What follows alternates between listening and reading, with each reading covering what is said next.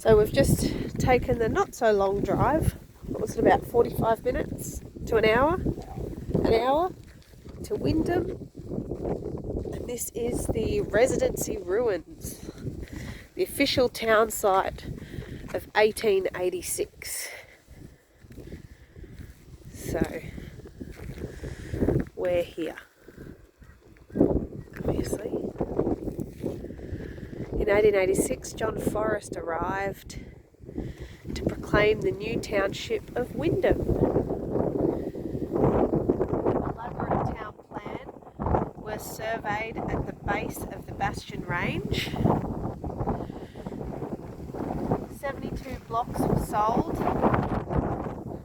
sight unseen to unsuspecting speculators at £50 each. None were ever settled. The ground was stony, there was no water, and newcomers preferred the convenience of the marsh surrounding the hastily erected Anthon's Landing near the current museum.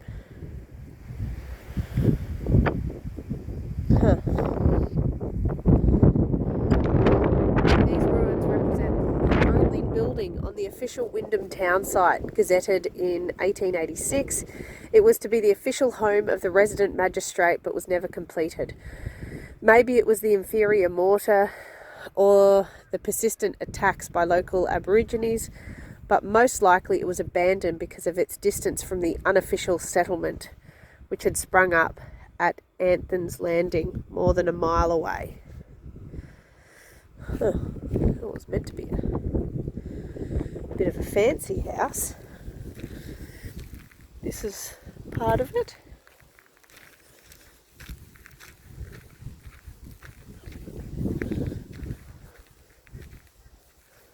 Can't have been too inferior. The mortar. This is still standing.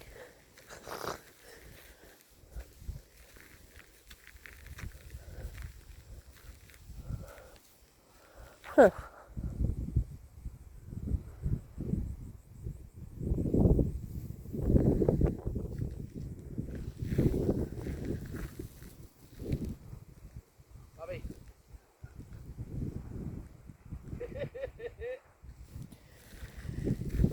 This building over here used to be a crocodile farm. But there's no, it's a ruins now. There is an active port and meatworks still here. But a lot of the things closed down. A lot of the, like any touristy things, seem to close down in the dry season. So most things don't operate, including caravan parks and stuff way out here. And we're about to go to the lookout. Kids are in the car. This is certainly not interesting enough for them to get out. But we're very lucky with the weather, although it's windy, the breeze is nice and it's, yeah, lovely.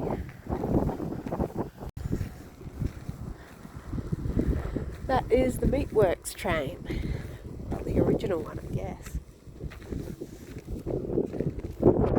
Clark commemorates the 50th anniversary of the Japanese air raids on Wyndham during the March from 1942 and the bombing of MV Coolumar the first, which eventually sank alongside Wyndham Wharf. Oh. Here we go, the Meatworks, 1919 to 1985. The Meatworks was constructed.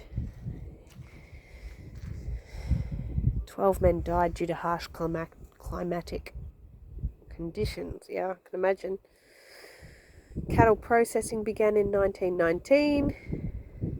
World War II, it was closed. It was sold in 67. In 72, a fire caused $100,000 in damage. In 85, the Meatworks closed. Trains were used to transport the chilled meat meal, hides and other byproducts from the Meatworks to the jetty. From 1919 to 1979, general cargo was also carried from incoming vessels to the goods shed. Wow. Like, this place is so out of the way.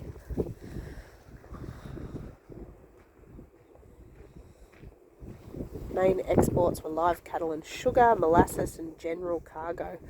All ships over 500 tonne are brought in by a pilot provided by the port. 26,000 tonne is the maximum weight allowed.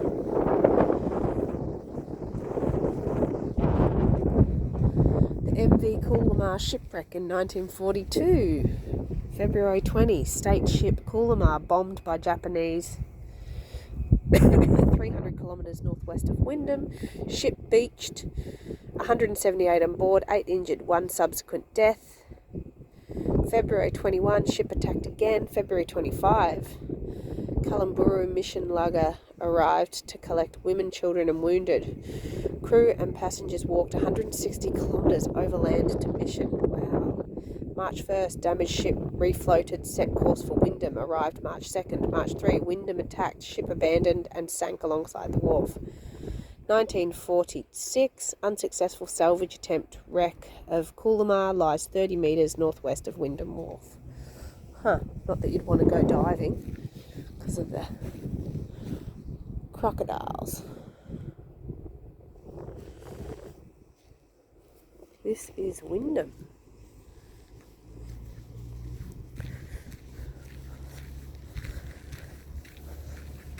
Yeah. Very interesting. Isn't it? You can still see, I'll come through here, there's a big ship in the wharf right now. Big cargo ship.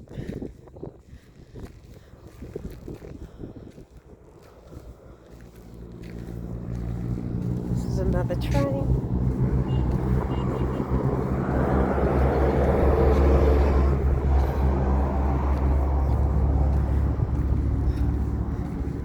Kaiser is the oldest surviving internal combustion locomotive in Australia. Built in Germany in 1912, arrived in Wyndham in 1915. To start the engine, after 2 minutes it switched over to kerosene. Preston steam engine built in England in 1890, originally purchased by Midland Railways, arrived in Wyndham in 1920 to load beef ships, used until approximately 1960, replaced by the smaller combing diesel vehicles.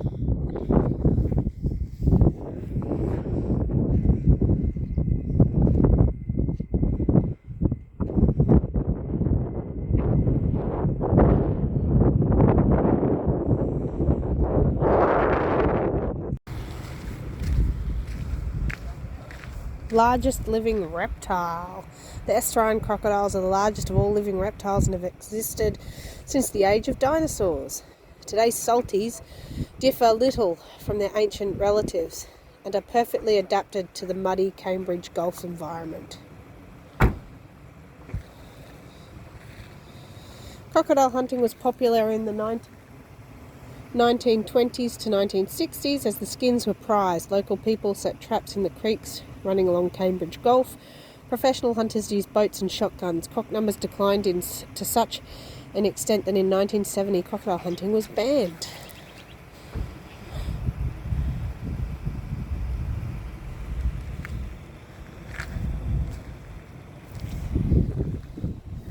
Hey, Anthon's Landing. Anthon's Landing was named after Captain J. Anthon, the master of vessel SS Albany that arrived with John Forrest in 1886.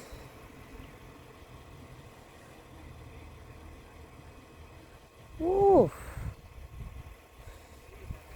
this was expensive, this little jetty.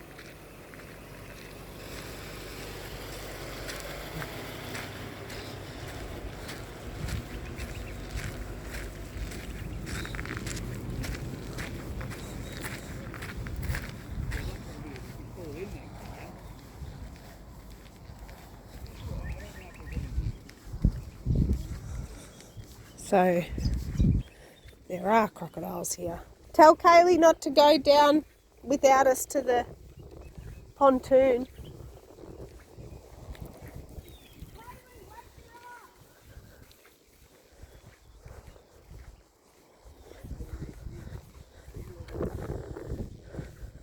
Oh, there's that big ship.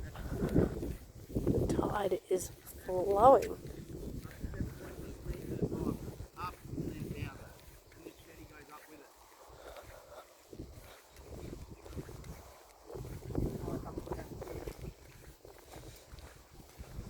Wow, look how fast it's flowing.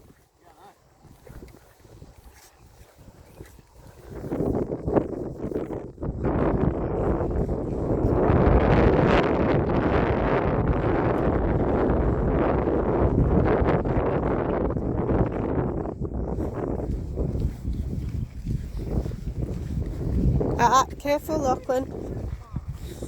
Lachlan. We see a lot of ties, but this is pretty fast. He's already scared enough, so don't be pushing him around. I'm not pushing him, I'm holding his hand. Lose tongue, you lose tongue forever.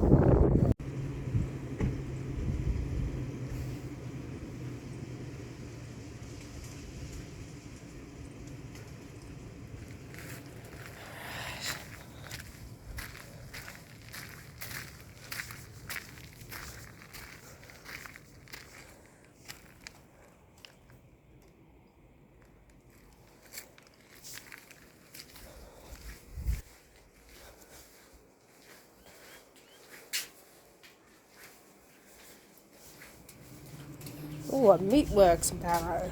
Gross.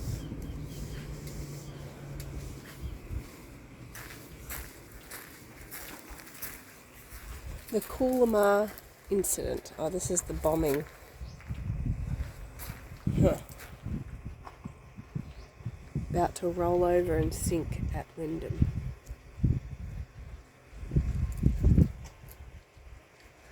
That is the Kununurra. It's not a warship. It's like a passenger boat. 23 survivors attended the book launch.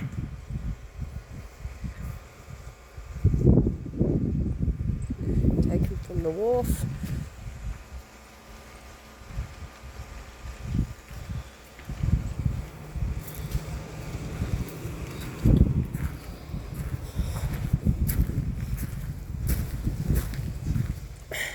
Flight into Hell.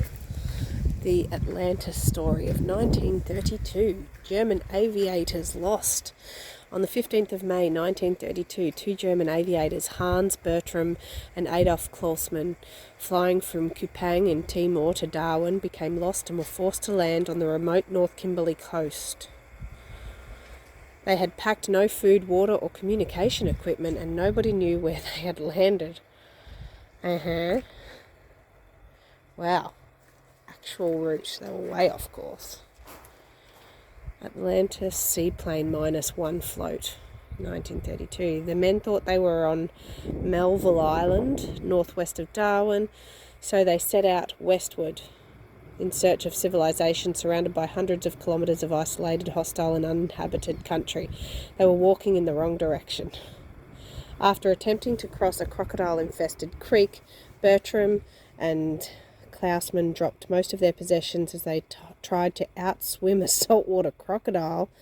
Nearly naked, they returned to their seaplane. Realising they were facing a life-threatening situation, the men decided to make a canoe from a float on the seaplane. Using the few tools they had on board, their clothing and some saplings, they fashioned a vessel, mast, rudder and paddles.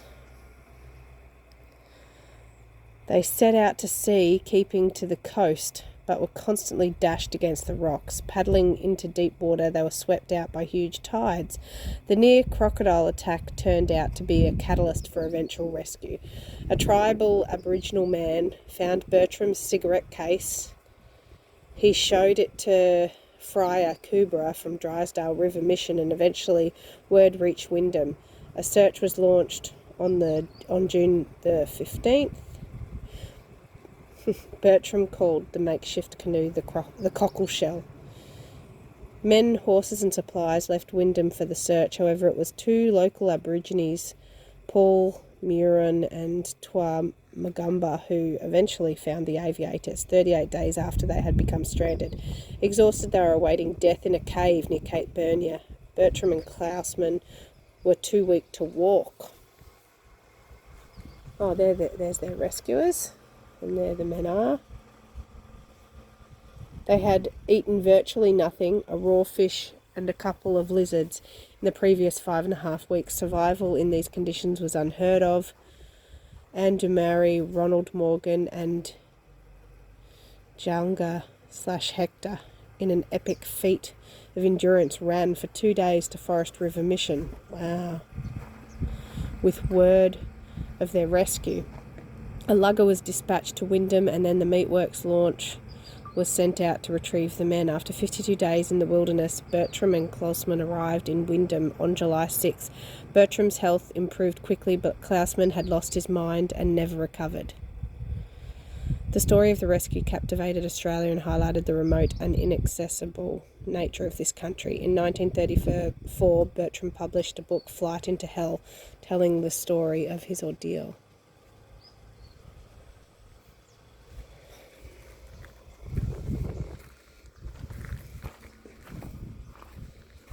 And this is that boat. Oh, it's a copy. It's a copy. It's a fiberglass copy.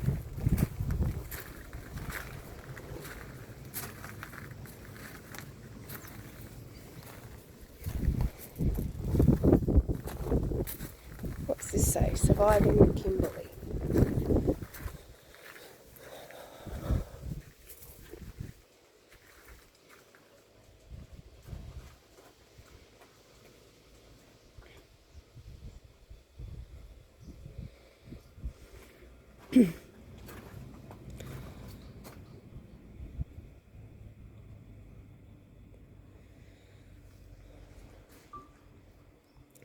A croc's going to rip you straight off that raft, mate. These were the not so encouraging words of a local in Wyndham. The raft. Here he is.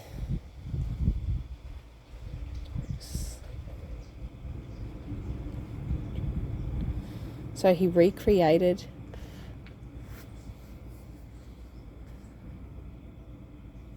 a generous local in Wyndham, the Kimberley's oldest and most northerly town, lent me the use of his shed and tools to build the mock seaplane floats. Bush tucker bag, mostly full of boab nuts. Motorbike battery for drone. Grab bag, main camera. Oh, we might be able to watch this. This is a modern... Almost every part of the water lily, from the roots and stems to the flowers and seeds, is edible. The water holes saved the lives of the aviators after their raft was blown out to sea for 5 days. The joy of catching a fish was so much greater when survival depended on it. These edible berries, called dog nuts, tasted better than they sound.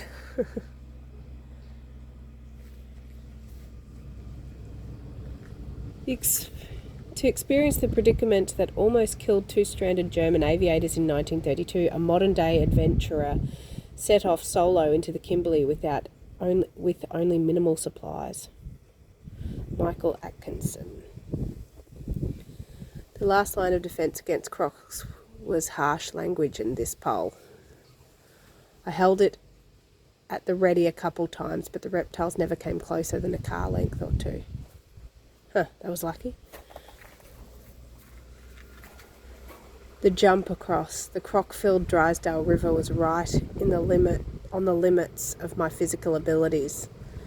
I later had to swim back to fetch my remaining gear. The beginning of my overland walkout was uncomfortably tough, and it didn't get much easier. It was a rough country to walk. Wow. Yeah. So did he do it just for the sake of it, or is he... He's an adventurer and he knew about the story, I guess, and yeah. Wanted to get it done? Yeah, wanted to see what it would have been like. Adolf Klausman was confined to a psychiatric institution for the rest of his life after his Kimberley ordeal. Yeah. Yeah, he lost it.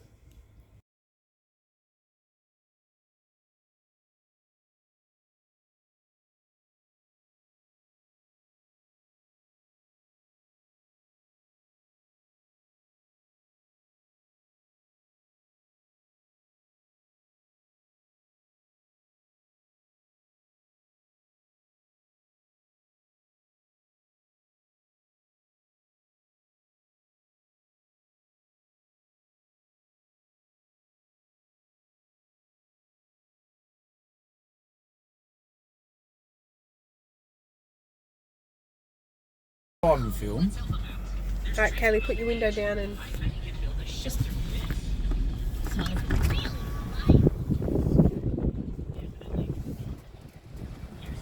film the road, darling. Just drive the car, Kate. See what you're doing. Worry about what she's filming.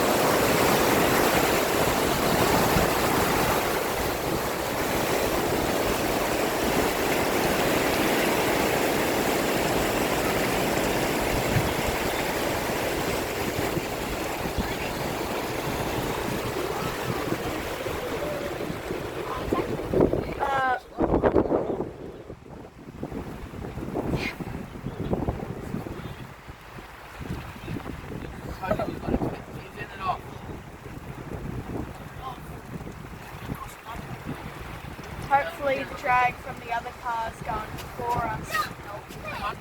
Ready? Is that even a four-wheel drive? They're just relying on pure luck. They're going pretty fast. Madness. Is it still recording, Kaylee? How beautiful is it?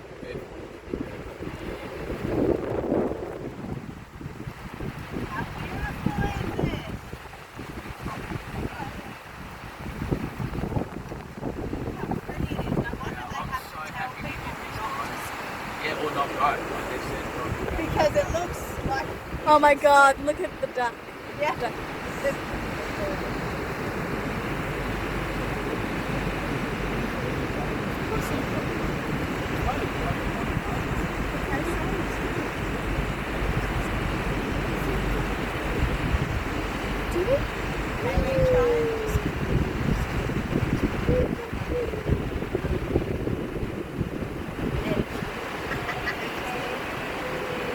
Who edits? Who edits? Look out, crocodiles, everybody.